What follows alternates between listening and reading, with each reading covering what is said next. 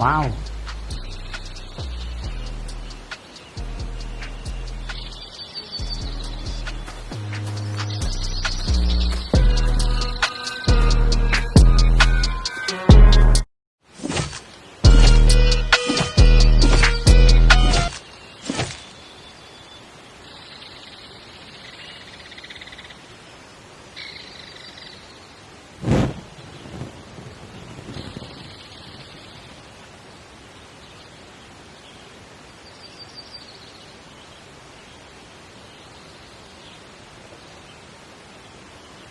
阿米洛山巅机械键盘，键盘艺术家阿米洛。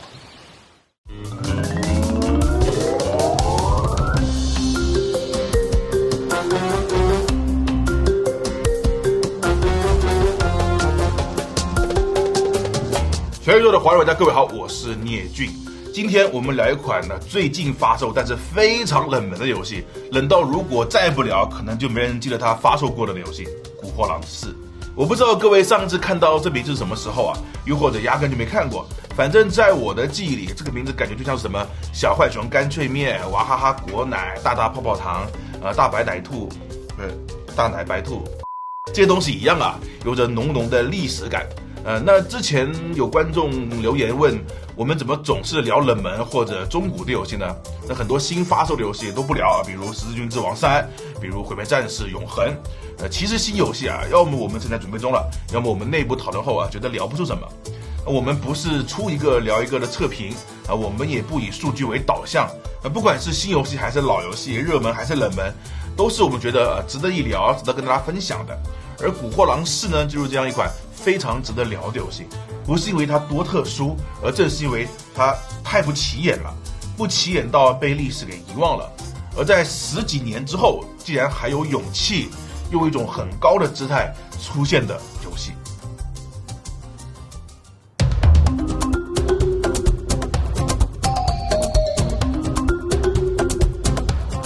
考虑到古惑狼系列的年代，我想新玩家对这个嘴比臀大、头比胸大、肩膊一体、舌头一伸就能完美匹配哈士奇的看法，应该会和德雷克的女儿保持一致。这货啊，真的是有段时间没有露脸了啊！国内对这次新作的热情啊，也是意料之中的。寒风刺骨，残花败柳，无人问津啊！大部分人对他的反应都是对，古惑狼是吧？啊，我知道，小时候见过，就是那个什么香港那部电影是吧？所以在讲古惑狼4之前，回忆一下它的过去啊，也是很有意义的。这个系列诞生于 3D 游戏刚刚兴起的90年代，作为 PS1 上最具代表性的游戏之一，无论销量还是品质，都是当年索系阵营里最不可多得的猛将。从96年初次登场到98年的3代发售，短短3年时间，这个 IP 就从零建立了自己的半壁江山，几乎可以算是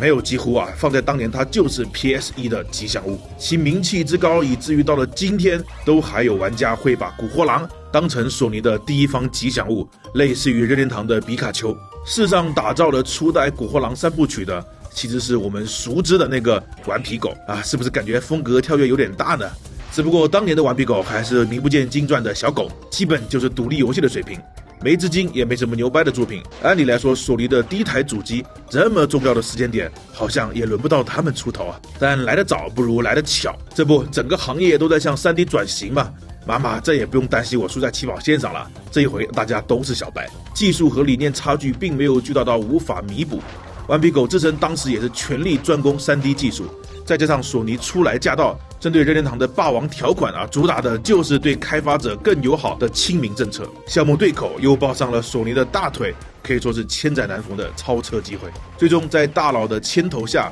当时的环球互动委托顽皮狗为 PS1 开发3款游戏，也就是日后的古惑狼3部曲。所以古惑狼的版权从一开始啊就和索尼没关系，顽皮狗就是个工具人。这个关系其实和陈星汉的那个游戏公司有点像啊。那个游戏公司也是答应为索尼做3款游戏，但并不表示这3款游戏的版权都在索尼手里，所以风之旅人后来才可以移植到各大平台。当然索尼也想过买下古惑狼啊，可惜没有谈成。更惨的是后来环球互动还被维旺迪收购了，改名成了维旺迪游戏啊。听到这里就知道不妙了， IP 毁灭者除了 EA 我就只服他维哥。离开了顽皮狗，古惑狼的各种续作都表现不佳，品牌价值不断下滑。这次的新作之所以叫《古惑狼4》，就是因为一般玩家认可的只有顽皮狗时期的3部曲，算是一种委婉的我打我自己。再后来，维旺迪游戏和动视合并成了动视暴雪，古惑狼渐渐被雪藏。2003年，动视暴雪独立，古惑狼的版权也随之转到了动视旗下，所以现在打开古惑狼的游戏，我们都能看到这个 logo。那说回游戏本身啊，当年的古惑狼能火的一个重要原因，靠的就是索尼克的屁股。不要误会啊，这破车我是开不起来的。这个说法是顽皮狗自己讲的。他们说的屁股啊，其实就是角色后方的视角，也就是古惑狼标志性的向机轴延伸的固定镜头。那这个设计在当时吸引了大量玩家。我夜观星象掐指一算啊，盲猜现在应该有很多弹幕在这里刷，就这破视角也能当卖点？神庙逃亡直呼内行啊！没错，就这。大家不要用现在的常识去考量啊。当时就连锁定敌人这种基础功能都属于 amazing 的，甚至有人会在古惑狼这种固定视角的游戏里出现晕 3D 的症状，可见那个时候的玩家和开发者对 3D 游戏的认识匮乏到什么程度了。所以在平台跳跃都以横向为主的潮流之下，可以看到角色的屁股啊，自然是个新鲜事儿。而且 G 轴的设计也是在固定视角下最能体现 3D 空间感的一个方向。相比于单纯的用 3D 技术复刻 2D 游戏的制作方式，古惑狼能直观地告诉当时的玩家 3D 能够带来如何不一样的体验。尤其是面向屏幕反向躲避追击的关卡，虽然现在看来无法预判前路状况的紧张感多少都有点反人类，但对那个时代的玩家来说啊，却是惊喜大于痛苦啊。还有骑着小野猪一边躲避陷阱和路上的原住民，一边不断向前冲刺的桥段，可以说就是属于90年代的神庙逃亡。对于大力宣传 3D 游戏的 PS1 来说，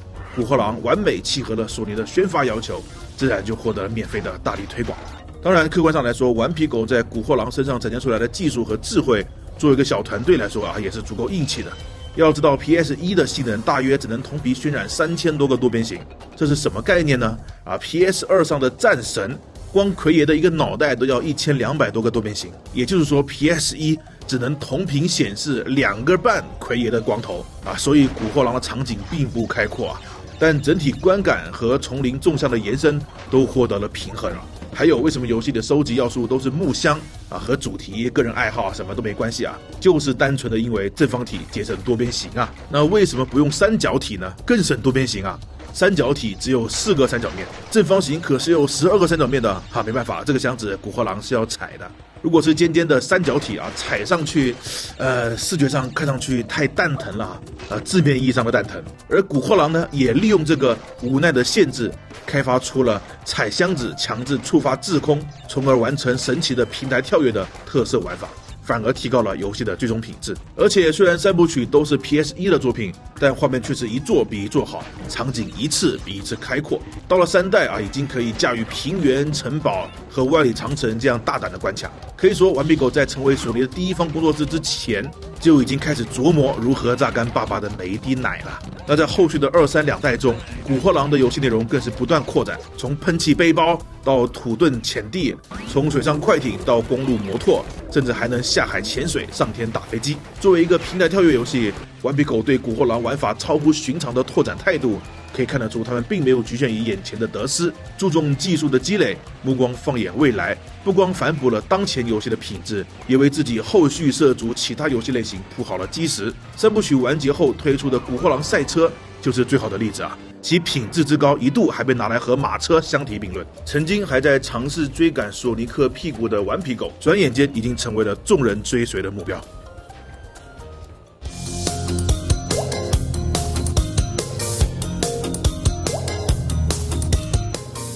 小时候我其实并不爱玩古惑狼倒不是因为不喜欢的，单纯就是因为菜。别看主角是个憨憨作为平台跳跃，古惑狼的目标玩家其实是同样主打硬核路线的升喜刚系列，一个找香蕉，一个找苹果。这对活宝看似人畜无害，实则心狠手辣。不擅长平台跳跃的玩家入手古惑狼之前一定要三思。预告片里爽快的剪辑都是唬人的，你以为能旋转跳跃闭着眼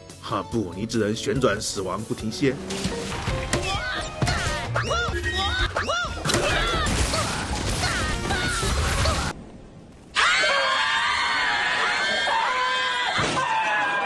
古惑狼的难主要源于2个地方，第一个就是当年那个引以为豪的 Z 轴视角。没错， Z 轴确实是展现 3D 空间的不二之选，但同时 Z 轴也是视差最严重、距离感最糟糕的一个方向。对于平台跳跃游戏来说，最可怕的不是关卡恶心，是玩家不能准确的预判自己的落脚点。这个问题当年就劝退了很多人啊。然而古惑狼没办法，这就是它的符号。但当年的游戏普遍都有这样那样的问题，古惑狼的难还没那么扎眼。但大人，时代变了，所以古惑狼4特地在玩家的正下方加了一个醒目的黄圈，以此来辅助我们判断自己的位置啊，这确实很有帮助呀。特别是我知道自己要死了，但又救不回来的那种绝望，真的非常有帮助。总之，新玩家还是要做好大量受苦练习的准备啊！我也是玩了整整1天，才慢慢习惯了本作的毒打。顺带一提，之前的古惑狼3部曲重置里，游戏出现了因为碰撞原因在物体边缘跳跃会产生位移的现象，这在古惑狼4里已经不复存在了。解决方法，我目测是在边缘施加了一个极小的吸附效果，在游戏设定好的极限位置起跳往前微小位移的话，角色是会被吸附过去的，算是变相的友好了一点点啊。其次，古惑狼是一个鼓励玩家保持移动的游戏，场景里落脚点的用料都特别抠门，像极了在闲鱼上买2手游戏的我，多一点都不行。很多还附带的陷阱生怕玩家死不了。基本就是以存档点为分割的一段段跑酷，玩家自身也是脆的不行，全程秒杀。倒是有那么点蔚蓝的也是走得快，死得更快，以至于这个系列知道玩家经常死，从初代开始就在死亡动画上花了不少力气，不知不觉居然还成为他们一个丧心病狂的小特色。古惑狼4的难度相比于他的前辈只增不减。首先是关卡设计上的小调节古惑狼里的木箱和马里奥里的大金币很像想拿全很难，那不拿就简单的多了，是调节关卡难度的一个重要指标。那另一个重要原因是这代把玩起来真叫一个又大而又长我是说关卡规模更大了，流程时间更长了。就算是熟练的跑酷玩法，一关也会经常需要4-5分钟才能完成。那第一遍玩的时候呢，我全程都在感叹还有当然这其实算是优点应该说会玩就会更爽不会玩的就更痛苦了。在这个遇事不决、量子力学解释不通、穿越时空、脑洞不够、平行宇宙的时代里，古惑狼终于也用上了时空裂缝的剧本。我真的怀疑他们的编剧和瑞奇叮当是不是同一个那这次游戏的卖点就是4个量子面具，它们分别可以切换次元、旋转滞空、减缓时间、反转重力。本身不算什么新鲜设计，但在一直都没有什么附加能力的古惑狼身上，倒也称得上是一次改变。而且这些能力是区域限定的，允许的地方才能用不是马里奥那种吃个花就一直有。所以量子面具其实并没有打乱古惑狼的游戏调性，算是在过去的基础之上提供了更多类型的场景解谜，让游戏玩起来更不容易腻了。事实上，古惑狼4的良心程度远超我的预期，原本以为动时又想来消费情怀了。但通关之后不禁感叹本作真的是诚意满满光世界数量就达到了10个要知道古惑狼3也就6个世界而已而且除了1代的3个岛屿有明显的主题，古惑狼2和3都有点故意淡化关卡主题，特别是第2代每个世界都是几种风格的大杂烩倒不是说关卡不好玩，而是没有了主题的鲜明感，就少了完成一个阶段的安心感，也少了对下个世界的期待感。古惑狼4回归了一个世界一个鲜明的主题，然后想办法把它玩出花的做法，我个人更喜欢这种做法。而且视频放到这里，大家应该也能感受到古惑狼4的画面效果真的是肉眼可见的牛逼虽然之前的3部曲重置已经在画面上拿出了很有诚意的翻新，但古惑狼4又是另一个次元了。恰到好处的质感和海量的场景细节，搭配上10个风格迥异的主题关卡，玩起来真的是一种享受我个人最喜欢的就是海盗船和未来都市，从海滩一路绕过守卫向上攀升到巨大的船只，再从船上沿着水路踩着喷气滑板入侵内部，最后再来一个水怪 BOSS 作为收尾，这绝对比那些东拼西凑的关卡强多了，甚至还能脑补出一点剧情出来，感觉就像在看动画片一样的舒服。特别是海盗船上敌人拿着刀叉从地板里伸出来手动运行的地刺，一下子就把我给整乐了。未来都市里一边踩着空中高速移动的汽车，一边像波斯猴子一样攀爬跳跃的画面，也是玩得我又想骂娘又想喊爹。作为一个并不是很3A 风格偏向卡通的跳跃游戏，技术上画面却做到了业界很高水平，而美术设计上的叹为观止更是达到第1梯队。让人看到满满的诚意。就像当年的古惑狼优秀到让人误以为它是索尼的吉祥物那样，古惑狼4的表现里也有近乎第一方的水准啊。当然，画面好也不全是优点。随着场景细节的越发丰富，古惑狼4在元素的区分上会有点小毛病。比如这里这个屋檐明明是不能踩的悬崖，却表现得非常暧昧，初见会有种可以踩的错觉。同样是这个主题，池塘里的水明明都能看得到底，特别的浅，那古惑狼站上去估计都淹不到嘴，也不是什么毒池。然而就是属于即死区域直接融化。虽然确实死过也就知道了，但稍加改动就可以让游戏体验更加合理。不过让我惊喜的是，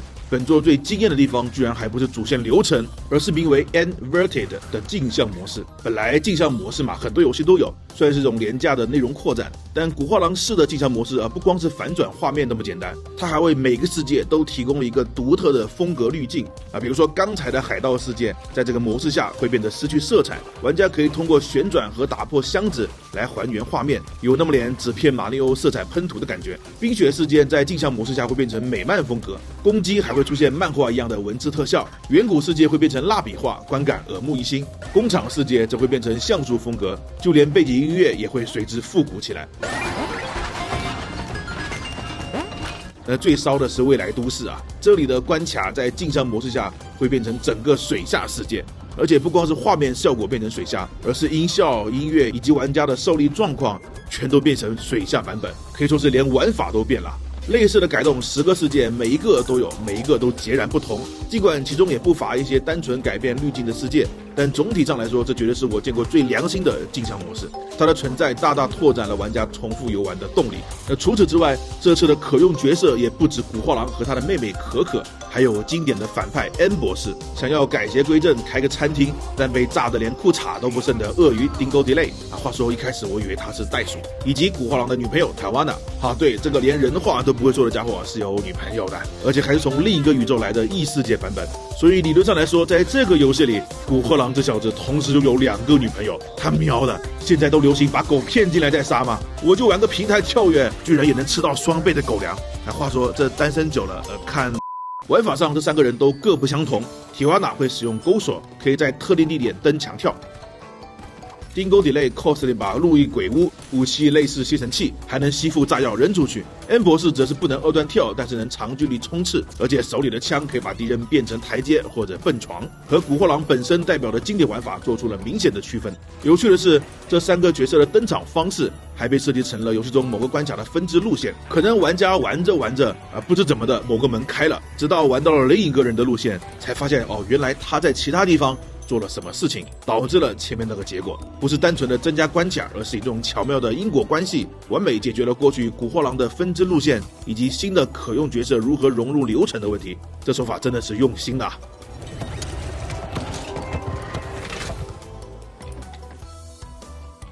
古惑狼4就是一个很直白的游戏，没有什么深奥的套路，我们也不能挖掘出什么深刻的含义或者什么能升华主题的背后故事，但我非常乐意分享它，因为它玩起来足够快乐，品质足够优秀。它没有太多的系统创新，单纯的就是有堪比古惑暖暖的角色换装，有超棒的镜像模式，有多达21个隐藏的录像关，有传统的宝石收集，有挑战自我的竞速模式，有我们怀念的味道，也有我们没想到的诚恳。无论游戏体量、画面素质、关卡设计，还是角色阵容、收集要素、音乐编排，本作都无愧于古惑狼4这个名字。可能这就是我能想到的对古惑狼这个系列最稳妥的致敬与回归方式。虽然相隔了整整22年之久，但新的开发组对系列精髓的精准把控，真的让人有种梦回当年相见恨晚的感觉。如果古惑狼早点遇上这帮人，早点做出这种品质的续作，可能也就不需要我们在2020年的当下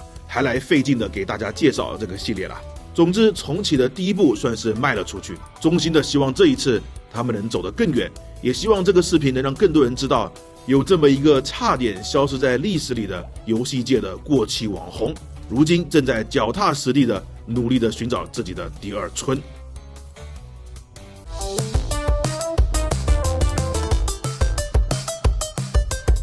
古惑狼4并不算是巨资大作，也没有什么能吸引行业眼球的大噱头。它的游玩核心体验非常简单，就是好玩而且耐玩耐玩是因为它其实有点难度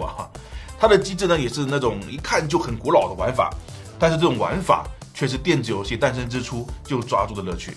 如果把 IP 换成了马里奥啊，估计又是一个评价和热度都接近奥德赛的游戏。但其实抓住最纯粹快乐的这个理念，不只是任天堂的马里奥有，别的游戏团队啊，比如古惑狼式也有这种理念。那如果你觉得平的跳游戏太幼稚了、太古老了，这也不是偏见啊，它确实是古老，也确实属于电子游戏的幼年阶段的理念。那这个游戏呢，算了啊，你继续无视吧。但如果你喜欢任天堂类游戏啊，喜欢简单的快乐，古惑狼同样拥有这种理念和非常高的整体品质。我个人觉得是这类玩家不可错过的游戏。GameCube 运动在，我是年俊，我们下周见。忘记点淘宝广告了是吧？我们的淘宝官方商城 GameCube 攻壳商城里面有很多优质正版的，这次一定要来哦。